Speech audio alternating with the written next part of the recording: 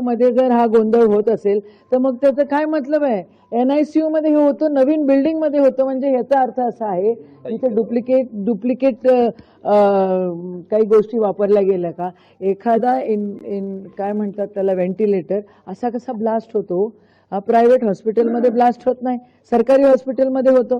ह्या डफरेन हॉस्पिटलचे तर खूप कंप्लेंट्स आहेत. खूप लोकांनी मला फोन करून सांगतात आम्हाला अटेंड नाही करून राहिले, आम्हाला असं नाही करून राहिले. म्हणजे बांधल्या बिल्डिंगा त्यावेळेचे काय सरकारने मंजूर केलेल्या आहेत, इथं काळजी तर घेतली पाहिजे. इथं व्यवस्थित डॉक्टर्स पण उपलब्ध नसतात. ही फॅक्ट आहे, ही वस्तुस्थिती आहे. आज 3 लेकरं मेली, गरिबाची होती म्हणून मेली ना, करोडपतीची मेली नसती की नाही, पण गरिबाची होती म्हणून मेली. आता त्या परिचारिकांनी 6 बच्चे वाचवले असं मला कळलं. आता 6 बच्चे वाचवल्यांवर तुम्ही कारवाई कराल आणि हे ज्यांनी कनेक्शन केले, ज्यांनी सप्लाय केलं त्याच्यावर काय बघणार नाही का? हे जे सप्लायर्स आहे, हे जे कॉन्ट्रॅक्टर्स आहेत, यांना तर खरं कडक ठेवलं पाहिजे. त्यांना तर सरकारमध्ये खरं मला सुचत नाही आहे, एवढी मोठी घटना घडल्यावर तुमच्याशी काय बोलू, पण सरकारचं दुर्लक्ष आहे. सरकार फक्त नॉन इश्यूला इश्यू करण्यामध्ये बिझी आहे.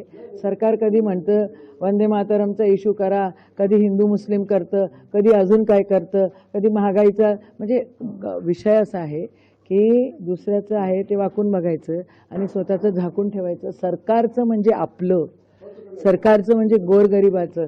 गोरगरिबा जनता म्हणजे इथे करोडपती तर येणार नाही ना, हे इथं गरीबच माणूस येईल. गरीबाचं लेकरू मेलं तर काही होत नाही आणि श्रीमंताला धक्का देऊ देत नाही.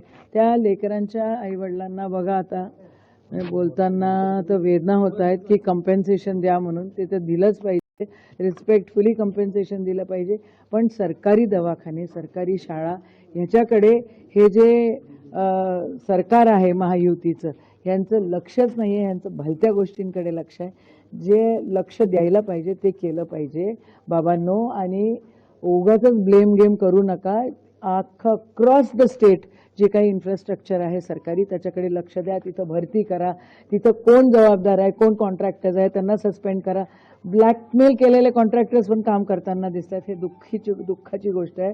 पण मला फार जास्त ह्याच्यात राजकारण करायचं नाही आहे. लेकरं जी मेली त्यांना कंपेन्सेशन मिळालं पाहिजे. कोणत्याच सरकारी दवाखान्यामध्ये हे असं नाही घडलं पाहिजे. देवेंद्र भाऊ, स्वतःला तुम्ही इन्फ्रामॅन म्हणता, हे